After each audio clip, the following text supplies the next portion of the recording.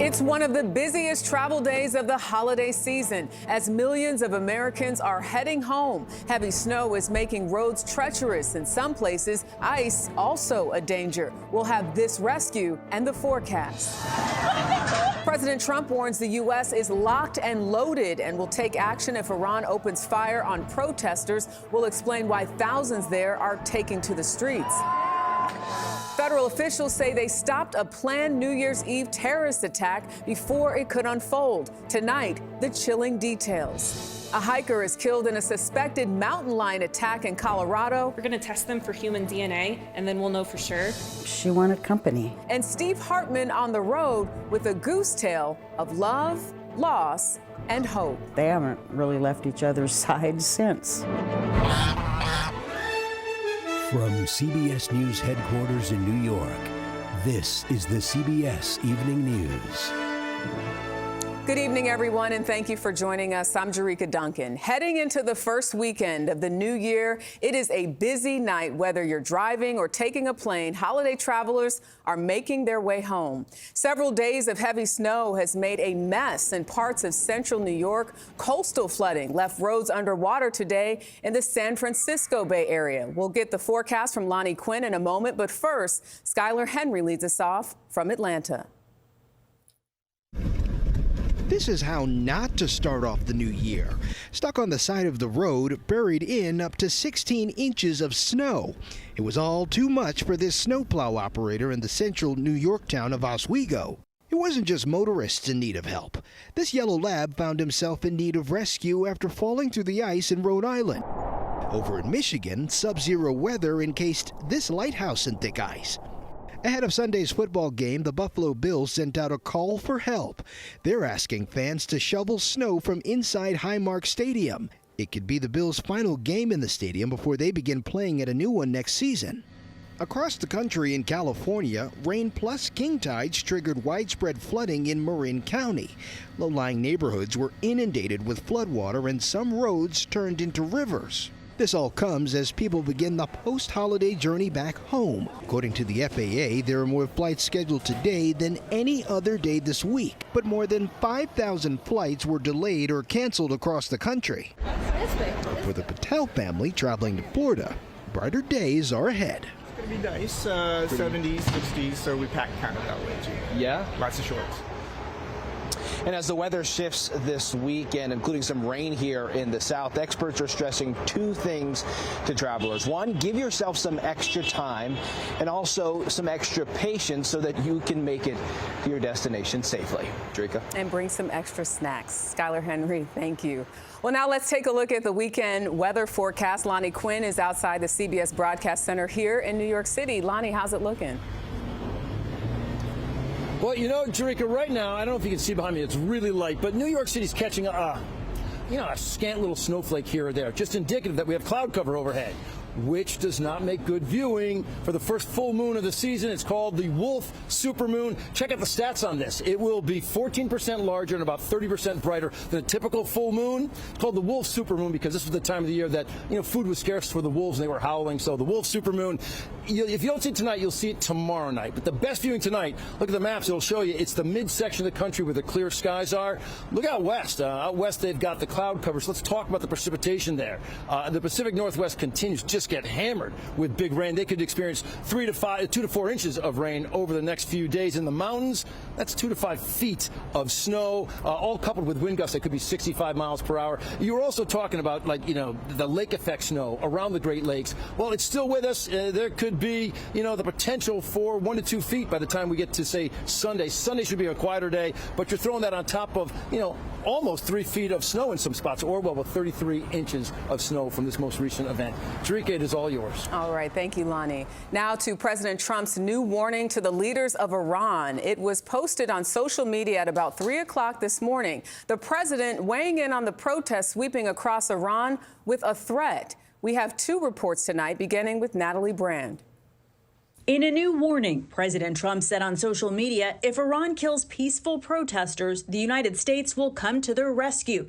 We are locked and loaded and ready to go. Where there's smoke, this fire. It's the president's second threat against the country in recent days. On Monday, saying there are unconfirmed reports Iran is rebuilding its nuclear program following U.S. strikes on key sites last June. If it's confirmed, look, they know the consequences. Consequences will be very powerful, maybe more powerful than the last time. While President Trump has not specified his next steps, Iran expert Alex Vatanka says the tough talk could embolden the protesters. We shouldn't underestimate the value of an American president who floats the idea of U.S. support for the protesters. Possibly helping to keep this latest movement alive.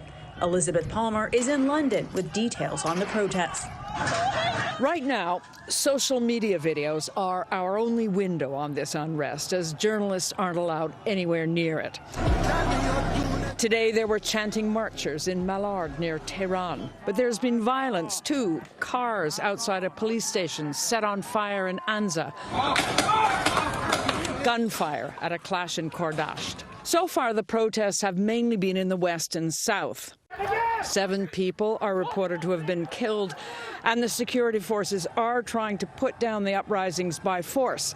Meanwhile, the politicians talk dialogue. People are dissatisfied, admitted the president, and we are at fault.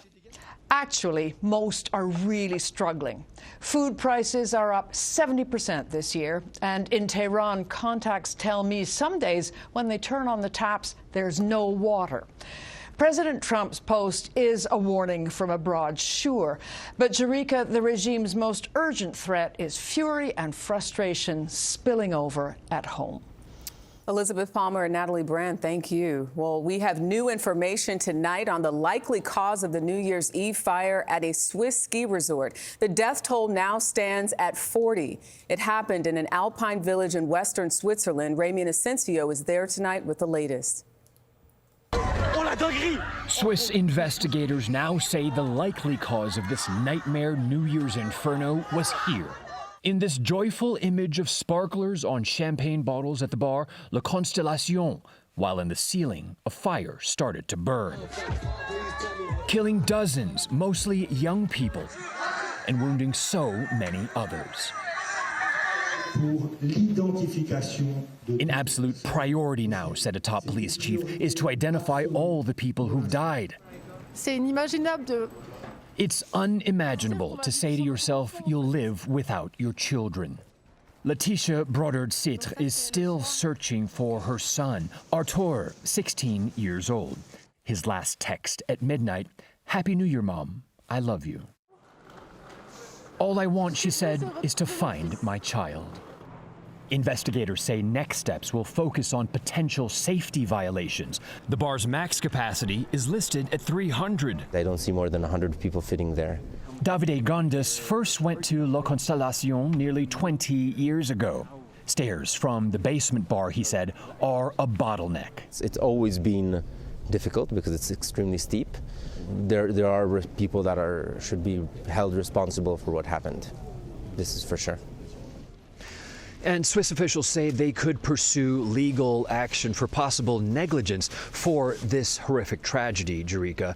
The owners of the bar say they followed all safety norms with 3 inspections in 10 years.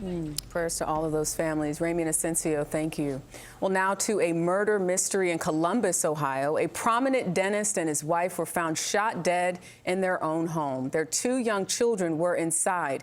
Lacey Crisp of our Columbus affiliate WBNS reports on the search for a killer.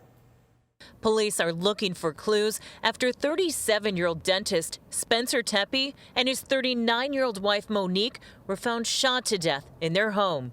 Detectives are still going through a multitude of evidence, video footage, all that stuff. The couple, who got married almost 5 years ago, had 2 small children, and the youngest just 17 months old. When Spencer didn't show up for work Tuesday morning, his coworker called police for a welfare check. We're very, very concerned because this is very out of character. And we can't get in touch with his wife, which is probably the more concerning thing. Columbus police went to the home but did not see anything. Later that morning, another worried coworker called 911 from outside the home and told the dispatcher they could hear kids inside. We had a call out there. They knocked on the front door and back door multiple times, and there was no answer. Yeah, no answer. I can hear kids inside, and I think I heard one yell. A friend got into the house and saw Spencer's body. Police records indicate that he had been shot multiple times. His wife Monique was shot at least once in the chest. The children were unharmed. Police say there was no forced entry, no gun recovered at the scene, and they do not believe this was a murder-suicide. A memorial is growing outside the couple's home. In a statement late today, the family said they are heartbroken beyond words, and they are committed to seeing this tragedy fully and fairly brought to justice. Jerika. Lacey Crisp in Columbus, thank you. Federal officials in North Carolina say they stopped a planned New Year's Eve terrorist attack before it could happen. The alleged mastermind behind the plot, a teenager who is under arrest tonight. Here's Justice correspondent Scott McFarland. The FBI says the plot was inspired by ISIS and was going to be carried out by a man who just turned 18 last month. They allege Christian Sturdivant was planning to use knives and hammers to kill inside a grocery store and a fast food restaurant in the Charlotte suburb of Mint Hill. And they say they found weapons and detailed plans beneath his bed when they raided Sturdivant's home. They say he planned to be a martyr for ISIS, for which Sturdivant allegedly expressed support when he was as young as 14. Countless lives were saved here. On New Year's Eve, everyone is at the grocery store. We're all buying the things we need to celebrate, and we could have had a significant loss of life and significant injury here. The feds say a key tip came from police in New York who'd spotted some allegedly suspicious TikTok posts in December, which they connected to Sturdivant. No plea or comment yet from Sturdivant. The FBI says the use of readily accessible weapons like knives against soft targets like grocery stores is a page out of the ISIS playbook for strikes. Scott McFarland, thank you. Well, still ahead on the CBS Evening News, a Colorado hiker is killed in a suspected attack by a mountain lion.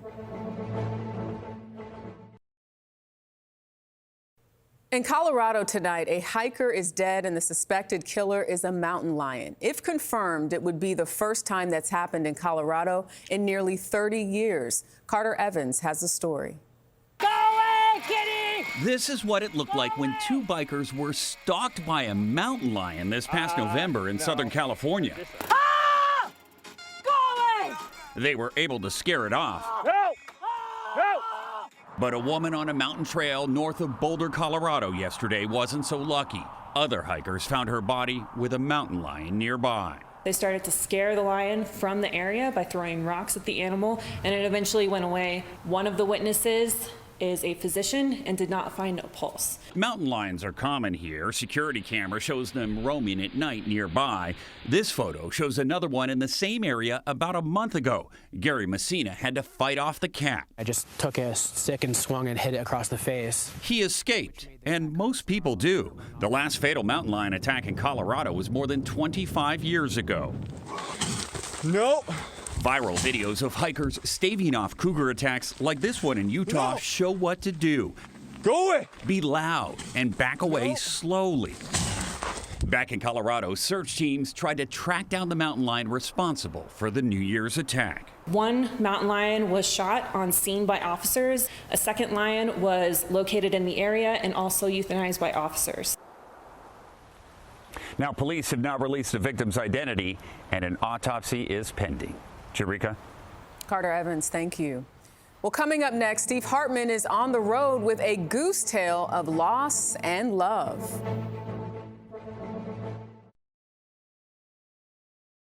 Now to a story that reminds us about resilience in the face of despair. Here's Steve Hartman on the road. Years since we first told this story, and all was well, until a couple months ago when Blossom died.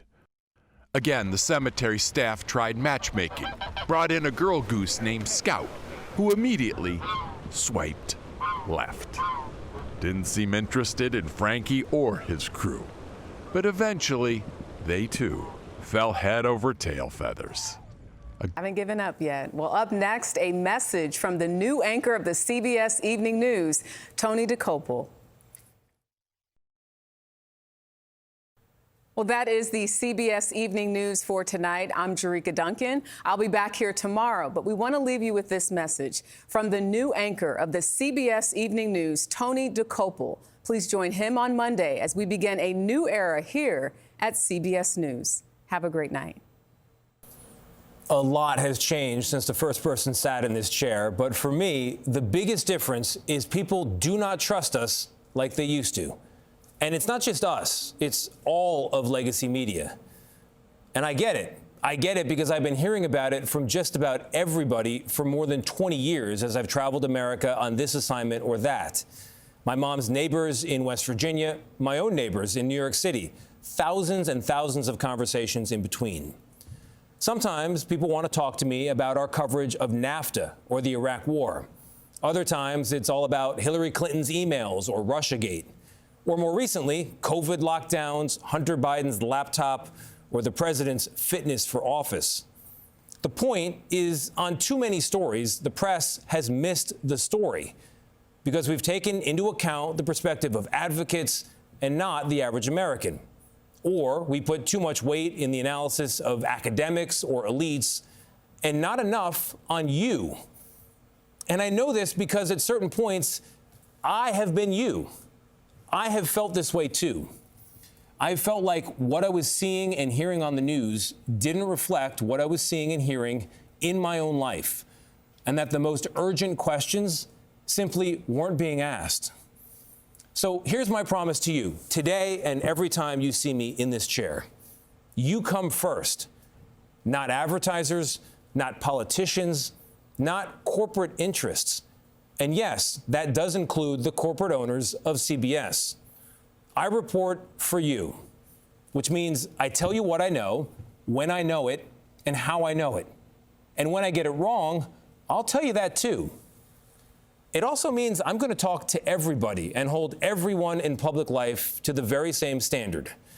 After all, I became a journalist to talk to people.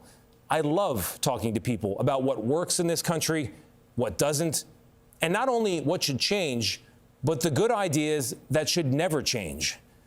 I think telling the truth is one of them. I'm Tony DeCopel, the anchor of the CBS Evening News. Hold me to it.